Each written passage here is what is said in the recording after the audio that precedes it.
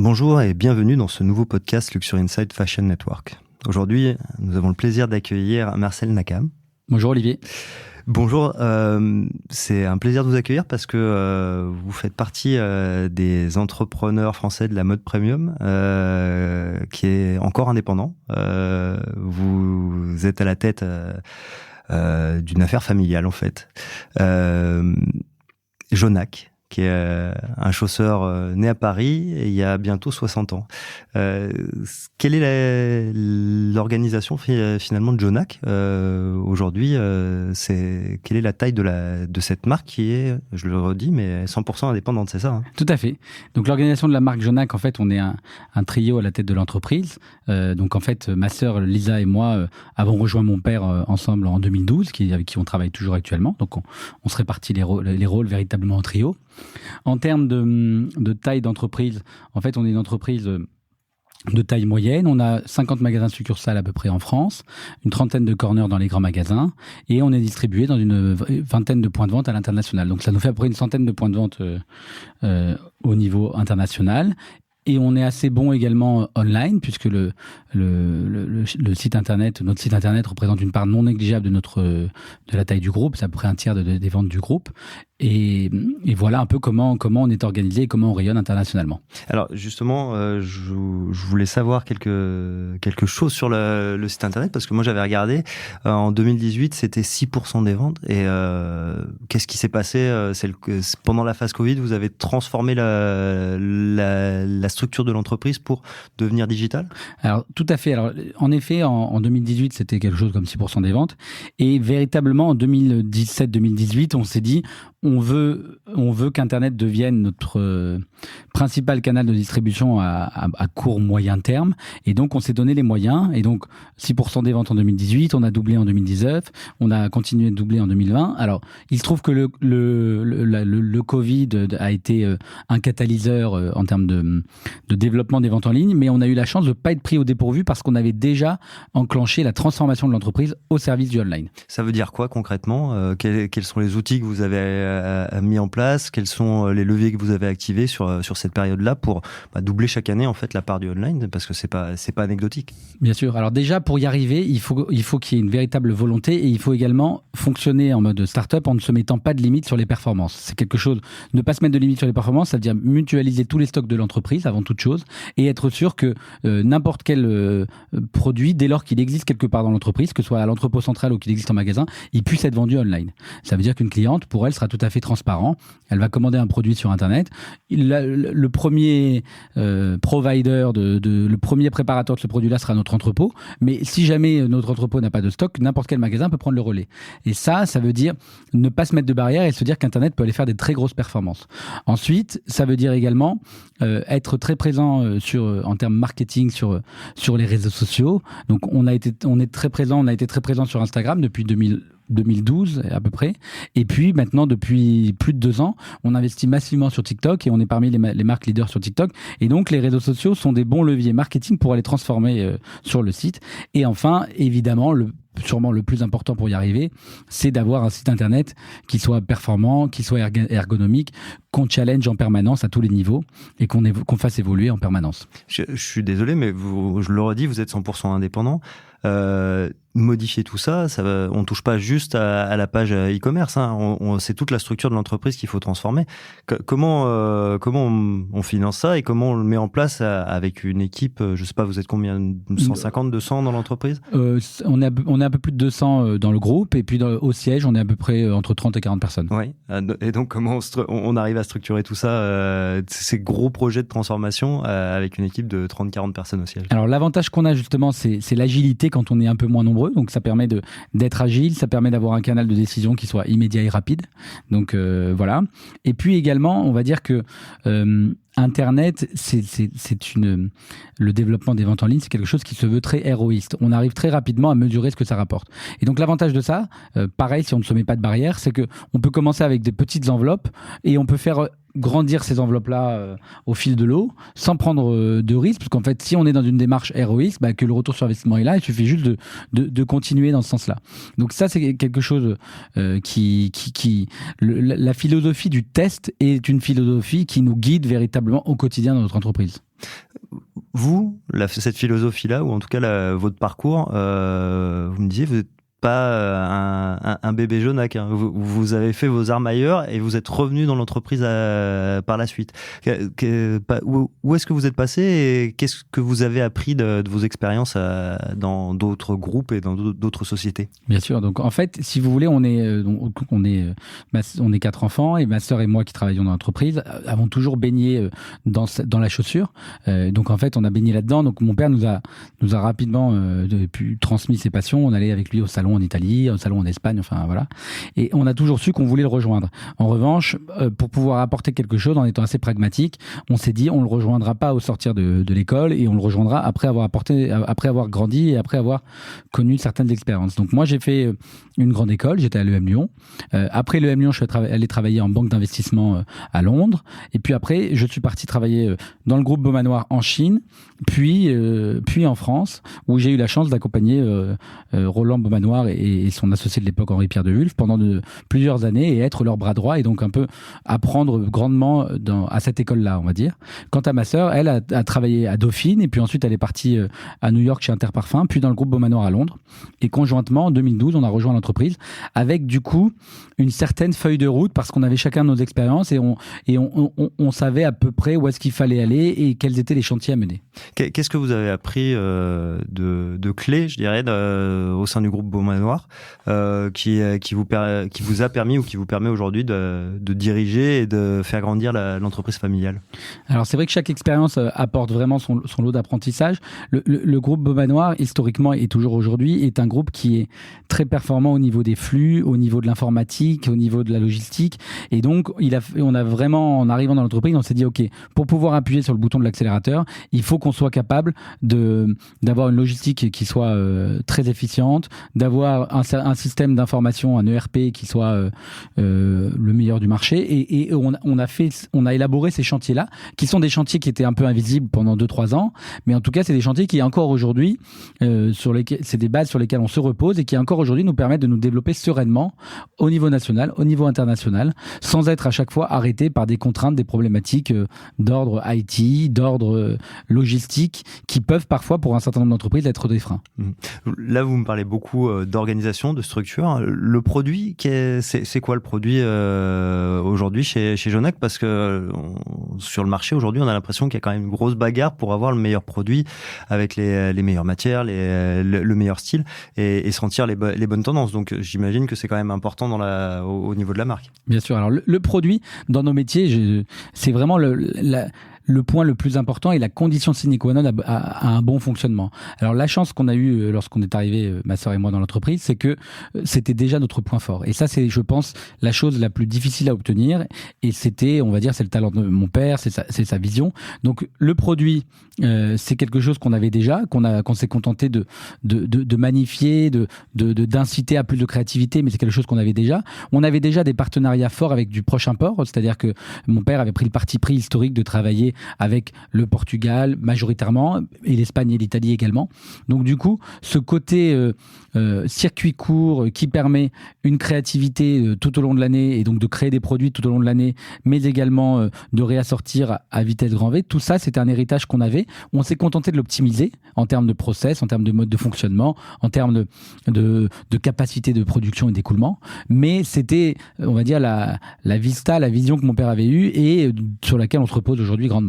Le marché de la chaussure aujourd'hui, comment vous le sentez, comment vous l'analysez? Parce que c'est pas un marché facile. On sait que le vêtement c'est compliqué, le luxe est en plein essor, mais le marché de la chaussure, même de la chaussure premium, c'est bataillé, on va dire, comme marché. Comment vous l'analysez et comment vous naviguez dans ce secteur-là? Alors c'est vrai que notre marché est en décroissance et quand on lit chaque mois les performances mensuelles du marché, c'est un peu déprimant. Donc j'essaie de le lire à minima, on va dire. On essaie d'être un petit peu une exception dans ce marché-là. Alors en fait, le marché de la chaussure est en décroissance, sûrement dû aussi à un duopole historique entre Vivart, qui était le principal acteur et qui a été vraiment dépecé, démantelé petit à petit, et puis également Eram aussi, qui était vraiment ce duopole-là. Je pense qu'en réalité, la révolution qu'on a vue dans le prêt-à-porter, avec l'émergence d'un département, enfin d'un type de produit qu'on va appeler premium ou luxe abordable, cette révolution-là, on ne l'a pas vraiment vue dans la chaussure. Si vous prenez le prêt-à-porter, vous allez avoir Sandro, Bache, Mage, Isabelle Marant. Vous avez tout un tas d'acteurs qui ont construit un département, qui ont construit un type de produit qui correspondent à une demande, à une clientèle. Et dans la chaussure, on n'a pas vraiment vu ça. Que ce soit du côté de Vivart ou du côté de Eram, on l'a pas beaucoup vu. Et nous, on essaye de s'enfoncer dans cette brèche-là et de reprendre en fait tous les codes du luxe, avoir des magasins qui n'utilisent que des beaux matériaux en termes de concept, qui reprennent beaucoup de codes du luxe, avec de la modernité, de l'omnicanalité. Donc ça, c'est la partie magasin. Des produits qui soient mode en temps réel, des produits qui soient de qualité, car produits en Europe, un emballage qui soit également au niveau, des équipes de vente qui soient performantes, aucun obstacle, que ce soit en magasin, online, avec une politique SAV commune, une carte cadeau commune, enfin tout ce qui aujourd'hui paraît bateau quand on se positionne côté client, c'est-à-dire qu'aujourd'hui on n'a pas envie qu'on nous réponde quand on va dans un magasin ah oui alors par contre je vous fais un avoir en magasin, mais si vous achetez sur internet, là par contre vous avez le droit de vous faire rembourser. Tout ça, nous, cette omnicanalité, elle est véritable, elle est de fait. Donc on a essayé de reprendre un peu tous les codes du luxe au niveau de tous les départements, essayer de prôner l'excellence au niveau de tous les départements, et c'est comme ça qu'on s'est frayer un chemin et qu'on génère de la croissance sans discontinuer depuis plusieurs années. Oui, là vous êtes encore en croissance cette année, ça redémarre, vous avez une dynamique positive sur 2022 par rapport à 2019 aussi. Tout à fait. On est en bonne dynamique. Alors on a eu la chance de ne pas être en décroissance en 2020 grâce au online notamment. Donc 2020 on était en croissance, également 2021 croissance au-delà de 20%, et pour l'instant sur 2022 on est aussi dans une croissance au-delà de 20%. Comment vous nourrissez cette croissance ? Vous me disiez tout à l'heure que le marché français était en train d'être complété en termes d'emplacement et que vous regardiez vers l'international. Vous avez ouvert en début d'année une succursale à Bruxelles. Quelle est la dynamique justement de Genac ? Bien sûr. Alors, le cœur de notre marché, c'est 80% de nos ventes, c'est le marché français. Donc, il est clair qu'il y a quelques grandes villes qui nous manquent encore. Donc, on a ouvert récemment à Aix-en-Provence, on va ouvrir d'ici le mois de septembre à Lille. Il y a quelques grandes villes comme ça, une ville comme Nice, quelques villes balnéaires qu'on n'a pas fini ou lesquelles on n'a pas encore trouvé d'emplacement et on va ouvrir, mais c'est marginal par rapport à la taille de notre réseau. On ne veut pas être trop distribué, donc il va nous manquer encore peut-être 5 magasins à peu près au niveau France. Et justement, on commence à se développer au niveau international, et donc principalement, on va en Europe, dans les pays qui sont assez proches culturellement, linguistiquement, voilà. Donc on a ouvert à Bruxelles au début d'année, et on va continuer.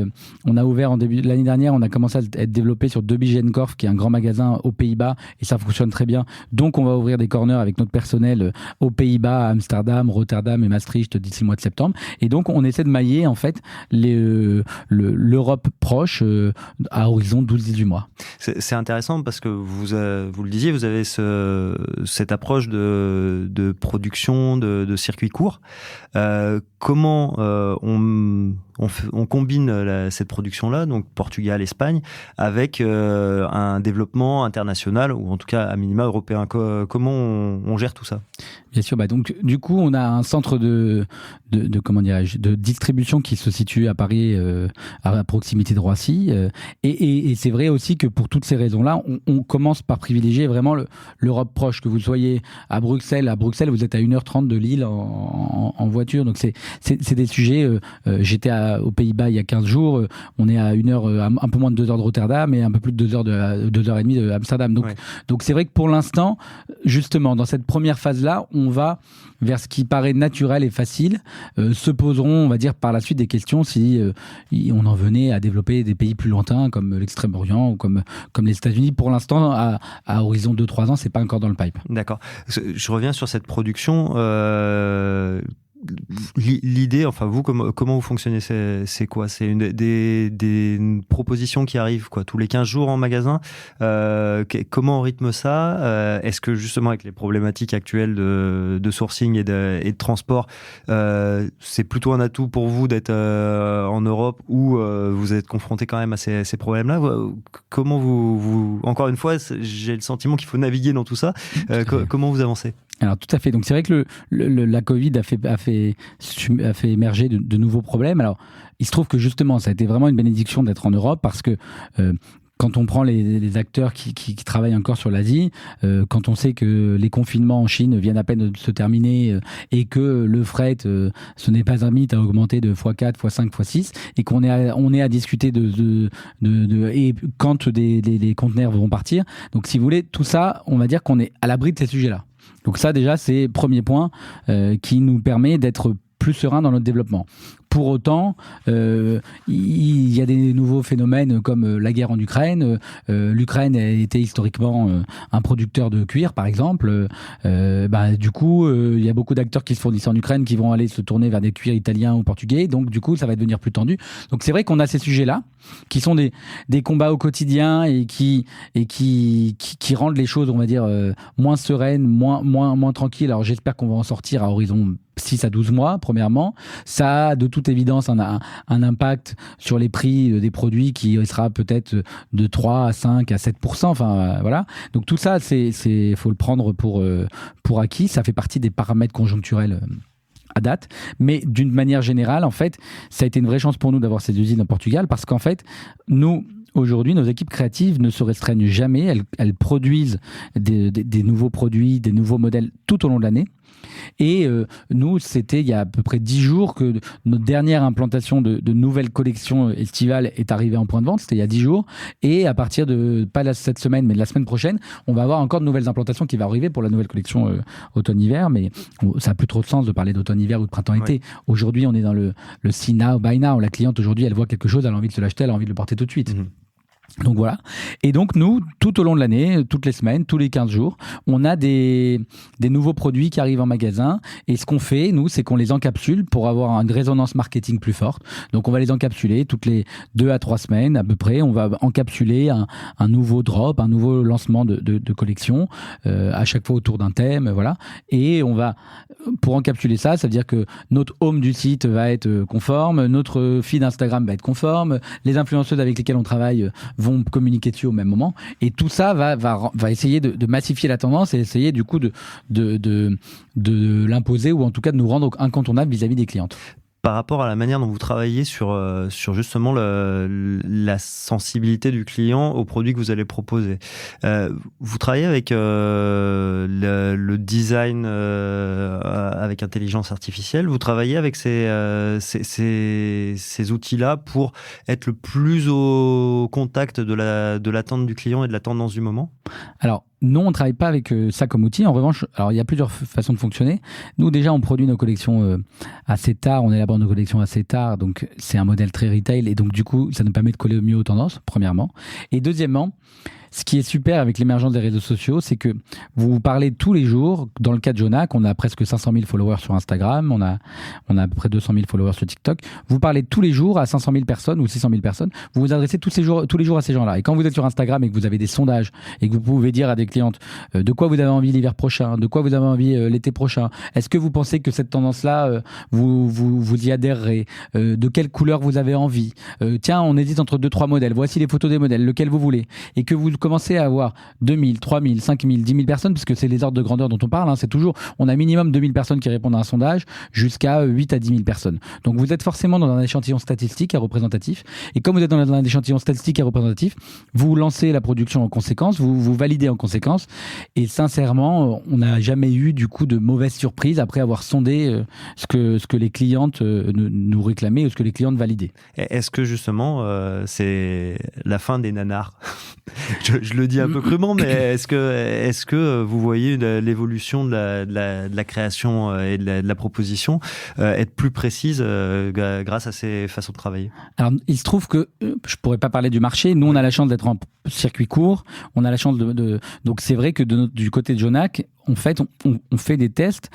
Les profondeurs d'implantation ont été réduites ces dernières années, donc on commande sûrement plus de produits, mais en moindre quantité, parce que comme on a très vite accès à de l'information, là je veux parler de l'information via les réseaux sociaux, mais aujourd'hui, en termes de trafic, aujourd'hui sur Internet, sur le site de Jonac, vous allez avoir 30 000 à 40 000 personnes quotidiennement, donc pareil, c'est beaucoup d'infos. Et quand vous avez beaucoup d'infos, vous analysez les trafics, vous mettez en place des alertes de stock, où vous dites à la cliente m'avertir de l'arrivée de ce produit en stock, m'avertir du retour en stock, donc vous prenez beaucoup d'infos, et donc tout ça vous permet de réassortir, de développer au plus près de la demande de la cliente, et donc ça réduit les stocks. Typiquement, une marque comme Jonac, entre il y a 3-4 ans et aujourd'hui, on est une marque qui avons beaucoup moins de stocks résiduels en fin de saison. C'est vraiment intéressant parce que du coup, la rentabilité, les projets, vous pouvez mieux les financer. C'est aussi le développement futur de l'entreprise qui est derrière ça. C'est ça, c'est beaucoup plus vertueux et ça nous permet d'être plus serein pour l'avenir. Et c'est ce mode business model-là qu'on essaye de dérouler aujourd'hui. Il y a une partie intéressante, vous qui êtes sur un marché premium, on voit qu'il y a une partie de la clientèle, en tout cas peut-être pas toute, mais qui est beaucoup plus sensible aux questions environnementales, aux questions de transparence. Comment vous travaillez ça, vous je voyais que vous avez un certain nombre de labels pour valider l'origine des matières. Comment vous abordez ces questions-là et comment vous en parlez à vos clientes?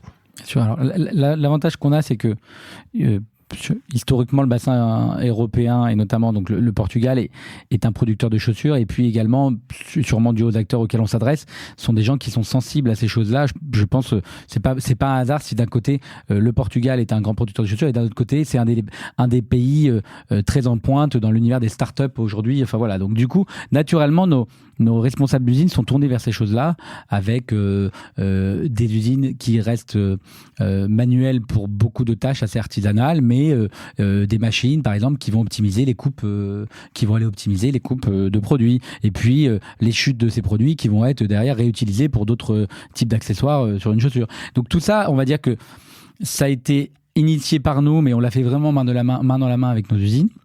Également, la chance qu'on a, c'est que on est dans un pays européen qui a pignon sur rue, avec un certain nombre de règles aussi, avec peut-être une culture peut-être un peu socialiste à l'époque, donc du coup un certain nombre de règles pour les travailleurs, donc du coup on est assez transparent là-dessus. D'ailleurs, chez Jonac, tous les vendredis sur notre compte Instagram, vous pouvez voir une vidéo de la production des usines et vous voyez chaque étape de la production. Donc ça, c'est un point important. Nos usines du coup sont certifiées ce qu'on appelle LWG, Leather Working Group, et enfin nous on mène un certain nombre de chantiers. Par exemple, aujourd'hui vous allez en magasin chez Jonac, vous avez sur chaque produit, vous retournez le produit, vous avez un QR code. Avec le QR code, ça vous oriente directement vers le site internet. Sur le site internet, vous avez un certain nombre d'informations sur le produit, parce que vous êtes sur la fiche produit du site internet. Et donc demain, par exemple, à partir de début 2023, il y a une nouvelle loi AGEC qui est prononcée, qui contraint à être transparent et à communiquer de nouvelles données. Et ben, il suffira juste sur les fiches produits sur nos fiches produits sur internet, de rajouter un certain nombre de données qu'on fournirait pas aujourd'hui. Donc on essaye d'être transparent, et on a la chance d'être dans un domaine, dans une zone géographique où la transparence peut se faire assez aisément. Et puis également, nous, on va dire en termes de valeur, on est une entreprise familiale et ça nous tient à cœur de communiquer sur tout, d'être transparent sur la façon de faire. Et je pense aussi que la cliente aime ça, apprécie ça et a envie de ça. Donc en plus de ça, c'est bien éthiquement, humainement, et deuxièmement, commercialement, ça se confirme. Donc c'est plutôt vertueux comme modèle. C'est vertueux. Vous le disiez, vous êtes indépendant. Comment on fait pour être indépendant et commencer à avoir une emprise sur le marché assez importante, des projets d'expansion internationaux? Comment vous êtes pas si nombreux que ça dans le secteur. Comment vous avancez? Comment vous fonctionnez? Vous êtes la 3e génération de l'entreprise. Comment vous voyez l'évolution de la société? Alors déjà, on a la chance d'avoir justement, en étant la 3e génération, l'entreprise existe donc presque depuis 60 ans et donc elle jouit d'une certaine notoriété. C'est une entreprise assez connue au niveau national. Donc déjà, le développement France aujourd'hui, quand on ouvre des magasins, la plupart du temps, on va toucher du bois, mais ils fonctionnent quasiment du jour au lendemain. Donc ça c'est très pratique. Enfin, c'est vraiment, on prend l'héritage et puis sûrement dû au travail qu'on fait et puis dû aux réseaux sociaux. Donc tout ça, c'est voilà. Et puis ensuite, c'est pour ça que nous, on va à notre rythme avec un rythme de développement physique sur la France qui est modéré. Sur l'international, ensuite, on a une approche qui est une approche de marque, de flagship, c'est-à-dire que développer une marque, continuer de miser sur la marque veut dire commencer à se développer internationalement. Donc on va aller dans des grandes villes, dans des grandes capitales. Je parlais de Bruxelles, je parle d'Amsterdam, de Genève demain, de Londres, enfin sur des grands pôles. Donc ça c'est la clé. Et derrière, une force de frappe online, parce que c'est là où nous avons notre expertise. Premièrement, c'est là où nous avons de l'avance et on souhaite conserver cette avance. Et c'est là où justement on arrive à avoir un retour sur investissement qui est assez fort et qui nous permet du coup de continuer de se développer, d'investir en termes marketing. Donc on essaie d'avoir une approche moderne qui n'est pas une approche standard que peuvent avoir tous les acteurs qui souhaitent se développer, avec du coup de forts capex quand vous allez à chaque fois ouvrir des plans de développement 20, 30, 40, 50 magasins sur un pays. Nous, c'est pas notre démarche. On se voit vraiment comme marque, on regarde beaucoup le luxe, on regarde beaucoup les bons acteurs et stratégie de flagship et un dispositif online derrière qui soit très fort. Quelle peut être la part du online dans 3-5 ans? Vous disiez quasiment un tiers actuellement. Je voyais que vous travaillez aussi avec de nombreuses plateformes qui peuvent être fortes dans différents pays. Le poids du digital, ça peut être quoi? Alors nous, on ne se met pas de contraintes. Donc notre site internet représente à peu près 35%. Si on ajoute les plateformes, on est à presque 50%. Nous, on ne se met pas on ne se met pas de barrière. On espère d'ici 2024 monter à peu près à 70% de business qui soit généré par le online. Mais on ne se met pas de barrière parce que si vous voulez, il y a des modèles anglo-saxons, même français, qui sont des modèles qui ne viennent d'ailleurs que du online et qui ensuite vont se développer en physique. D'ailleurs, ça montre bien la nécessité d'avoir les deux. Hein. Même les pure players, ils n'ont qu'une aspiration, c'est d'ouvrir un magasin physique parce que ça leur permet d'avoir une notoriété, une expression. Enfin voilà. Donc du coup, nous on ne se met pas de barrière, mais on regarde beaucoup le modèle. On va appeler ça digital native, si on veut. Enfin voilà. Et donc tout ça nous permet de ne pas se mettre de barrière et d'estimer que d'ici 2024, on pourra arriver à 70% de notre business généré sur le canal online.